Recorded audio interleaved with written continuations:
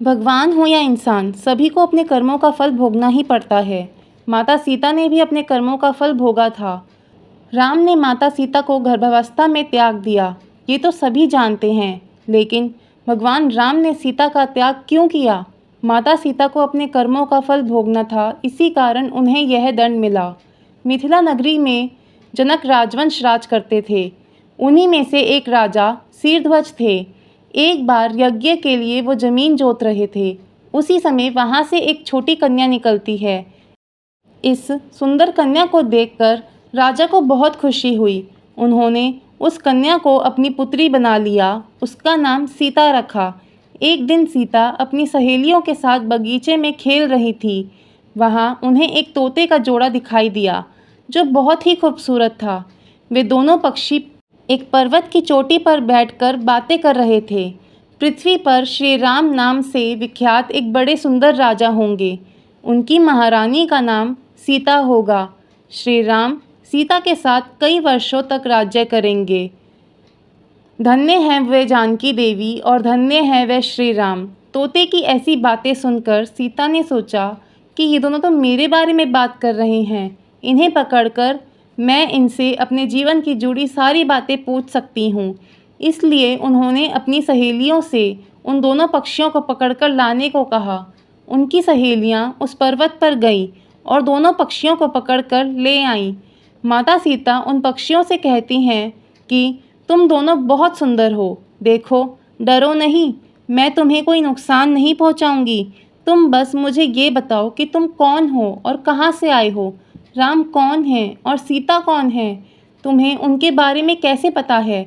माता सीता के पूछने पर दोनों पक्षी बताते हैं कि एक बहुत विख्यात महर्षि वाल्मीकि हैं। हम दोनों उन्हीं के आश्रम में रहते हैं।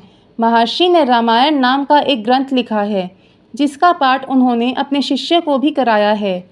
उन पक्षियों ने सीता को यह भी बताया कि इस ग्रंथ में महर्षि वाल्मीकि ने बताया है कि महर्षि ऋष्यशृंग के द्वारा किए गए पुत्रेष्टि यज्ञ से प्रसन्न होकर भगवान विष्णु राम, लक्ष्मण, भरत और शत्रुघ्न ये 4 मानव शरीर धारण कर पृथ्वी पर जन्म लेंगे।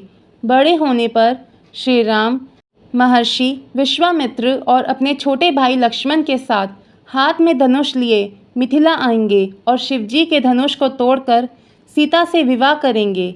फिर उस पक्षी के जोड़े ने कहा, हे सुंदरी, हमने तुम्हें सब कुछ बता दिया, अब हमें छोड़ दो, हम जाना चाहते हैं। पक्षियों की बात सुनकर माता सीता के मन में और भी बातें जानने की इच्छा हुई। उन्होंने उन दोनों से पूछा कि राम कहाँ होंगे, वे किसके पुत्र हैं, कैसे वो मिथिला आकर जानकी से विवाह करेंगे। नर तोता बोला कि श्री रामचंद्र का मुख कमल के समान सुंदर, नेत्र बड़े बड़े और खिले हुए, नासिका ऊंची, पतली भुजाएं घुटनों तक, गला शंख के समान होगा। मैं उनका क्या वर्णन करूं, जिनके गुण का बखान 100 मुख वाला भी नहीं कर सकता।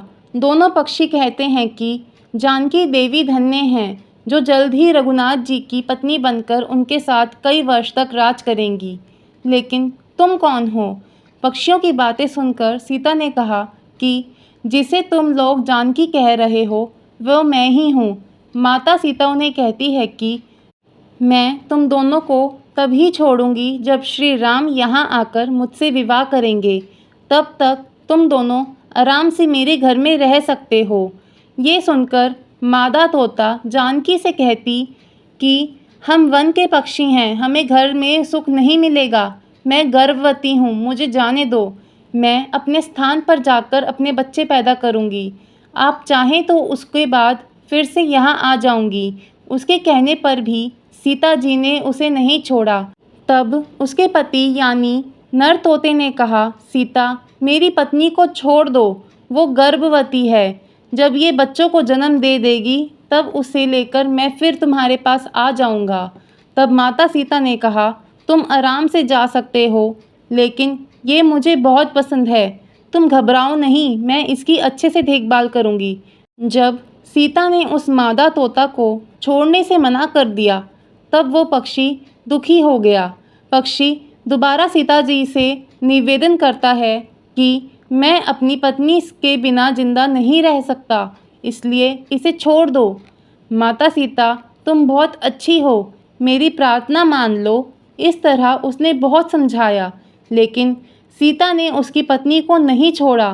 तब मादा पक्षी ने क्रोध में सीता को श्राप दिया कि अरे, जिस प्रकार तुम मुझे इस समय अपने पति से अलग कर रही है, वैसे ही तुझे भी स्वयं गर्भवती की अवस्था में श्री राम से अलग होना पड़ेगा। कुछ दिन बाद पति से बिछड़ने के दुख में मादा पक्षी के प्राण निकल गए।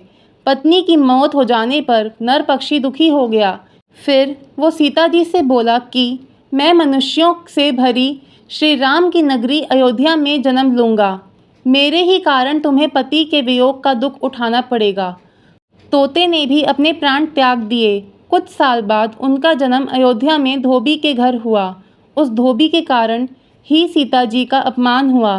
उन्हें अपने पति श्री राम से अलग होना पड़ा। उस तोते का श्राप ही सीता जी के पति श्री राम से बिछड़ने का कारण बना। इसलिए जब माता सीता गर्भवती थी तो उन्हें भी अपने पति से दूर वन में रहना पड़ा।